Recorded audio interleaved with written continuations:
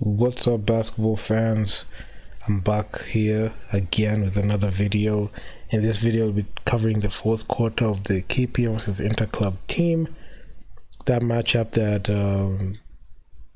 they played in the Africa Women's Cup last year, and without further ado, is just get into it. So, see, this is an out of bounds play, and Mima gets the ball, and she's able to knock down that three. So she has been able to knock down a couple of threes right now, but those threes that Interclub knocked down were just so many, and KP just needed to match them, but unfortunately they couldn't. And the lead just kept on, piling on the way it was. But you can see KP just had a valiant effort, but it wasn't coming in together. But you can see Wasuda knocked down that three ball. Was it a three or a two? Just use this into instant replay. It was a three, and it's actually pretty good. With her being on the squad, she was able to give those points, off the bench, coming in there. But it was all an Okoro show, because she was the one who was orchestrating the offense, and the ball ended up with her majority of the time. You can see again miscommunication on defense, not having quick feet, especially having players just play flat-footed in there, and miscommunication. You could see Orlando way pushing that player, telling her to go cover that three ball, but she turned her back. It was a nice slip from behind. That pass, nobody could be able to deflect that bullet pass because Mima was actually pretty short. She couldn't be able to know where that pass was headed.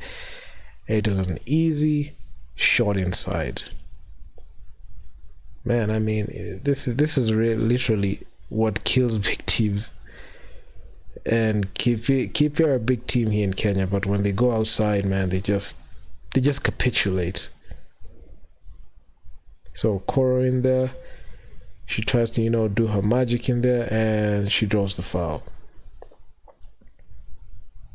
It's just sad. See, all these players, I don't know what type of player they're running here, but it's not working, honestly. Because it was just another easy basket. They're just so wide open. And they don't even, and Interclub, the funny thing is they have the ability not even to play team ball. And if you look at the way KP is setting up, look how wide open they look. The defender is not sliding, they just look all flat-footed. She turned her back, and I don't know why Belinda was moving back. Not sure why she was moving back. She would have been able to what she would have done is drawn a charge, but honestly, it's just an easy layup. KP have the ability to make any team look like a super team, especially with the way that they're giving up them points. It's like they don't need them points. Kuro, she keeps scoring in there right now. It's just just trying to cut the deficit right now, because man, I mean, it's just a sad state of affairs. Again, you could see another deflection,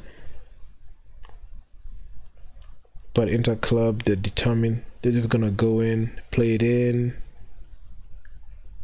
and even it was a foul.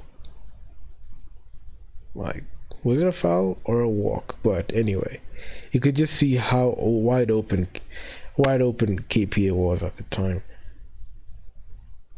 It just getting walked inside, nice cutting, and it was just a coming out party. And just to mark the end of the fourth, and he lost by 16 points. I mean, it is what it is, man. I mean, there's not much you can say in there.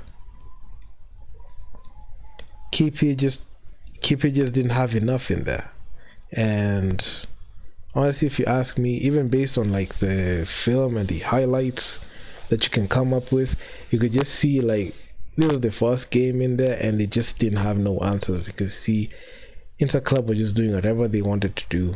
They're knocking down them shots, and it was just straight out embarrassing.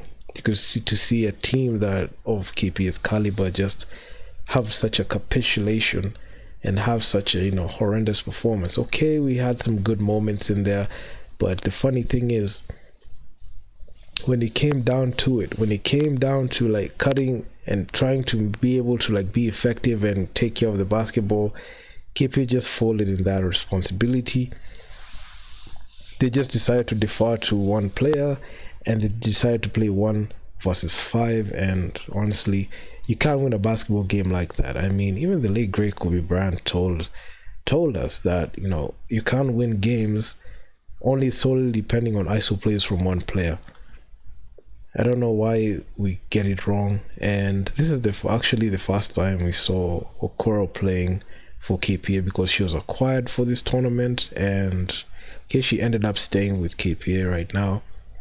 But having a team that was actually pretty good and well oiled, and just to change the offense like that, and having the ball just center around a player that is a recent acquisition, honestly, I'm pretty sure it doesn't sit well with winning basketball and basketball logic.